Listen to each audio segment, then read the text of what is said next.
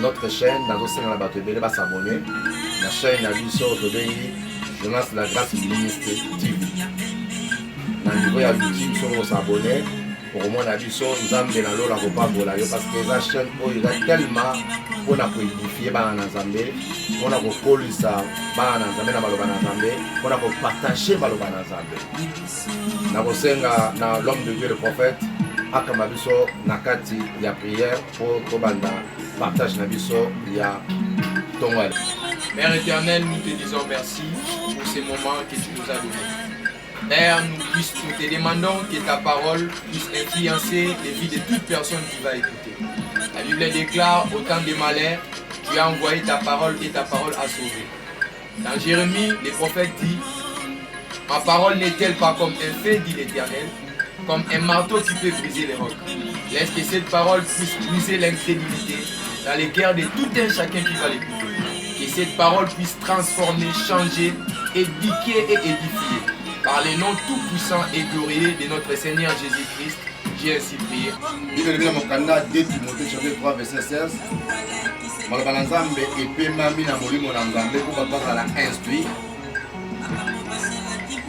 parler de la case d'état de l'éducation.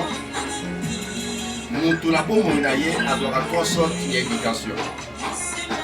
Il y a l'éducation de la famille.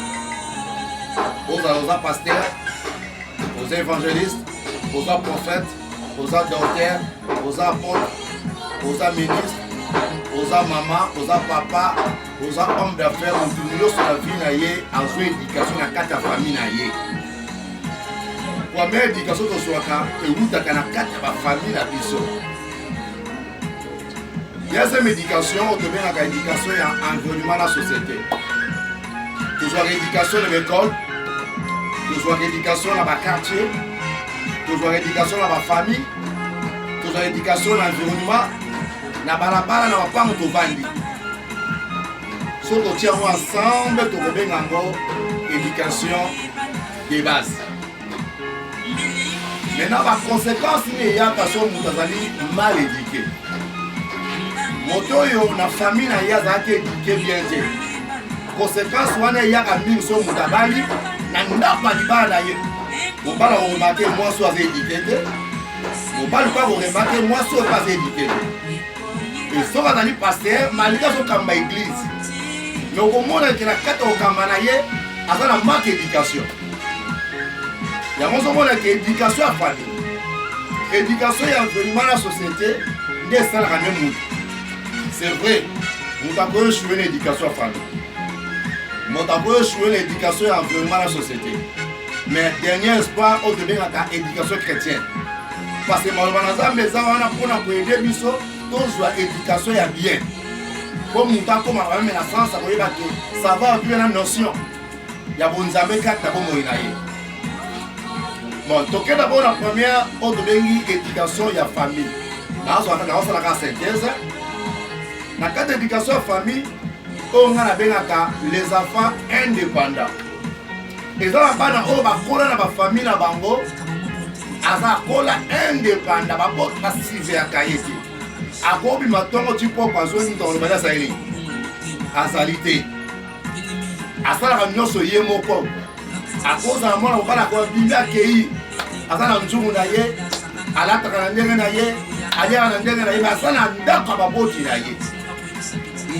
Wana soki abali akolingati mobala surveiller akolingati mobala contrôler parce que ute pa na bango akola na pia kozalaka ye moko libala bongo kozala problème sérieux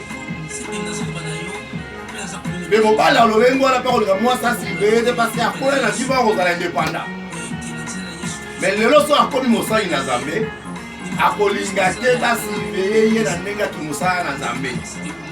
On va reprocher, pas passer l'autorité sur le dit qu'il a que ça l'église. Pour apprendre l'éducation, on a toujours indépendant. Dans l'éducation, on a la famille, la vie, il y a moins d'influence tant que vous avez le micro, tant que vous avez là, tant que vous avez camarades, et ça n'a pas de conséquences sérieuses. On devient les enfants indépendants. Il y a moins de 30 de malheur aux affaires rebelles qui fait des alliances sans ma volonté. Et il faut monter ça alliance union c'est pas la carte à volonté. ya Nzambe. Ya mibale otokobenga les enfants gâtés. O bakola na via ko bonde na niveau ba famille. O bakola na niveau ko lengela na niveau famille. O ba famille ba bondela bango tellement trop ka lokola Joseph babi que Israël aimait Joseph pour les camarades de Dieu. Mais qui likunya pas bande parce que azaki mono balinga kimi. Les enfants gâtés batalole mwana soki lola balia so moi ça zaki gâté la libala na famille pendant la parents na ye soki abali akozala na caprice trop akosa mwa mbeba on mobala ça ali abondela ye mobali alengela ye parce que ça lolenga kola na kobondela wana yango momi bali muso abali akokanga na mwasi kane même pendant un mois akozala mwasi ça ali abondela ye parce que c'est éducation outil la même pas na bango ya kobondela wana yamisa toza otenga les enfants influençables. Josué 7 verset 21. Parce que belé par pour l'éducation que vous allez influencer. Là on est au cours de la jeunesse taillé à mon lamba il faut là à mon coiffure misika il pas ça coiffure wana à mon modèle ya bibi après na bien pour la paniquer les blocs au mona mutalo lengo na soko baliye so mo balo na mbongo to souffrir pourquoi souffrir parce que aolinga alata aolinga sala asomba boya aolinga sana boye et ça le lengo éducation ya zalaki nango et so mo bala za trop influence comme on même na kalibala akosala makambo mingi za ndero ndakunda parce que après l'éducation confiance mingi ya moni éducation et ça base ya kozala na ministère moko équilibré. Éducation à la base de la mariage moroni équilibré. Éducation à la base de un pasteur équilibré. Zamana Lola, Apambola Dino.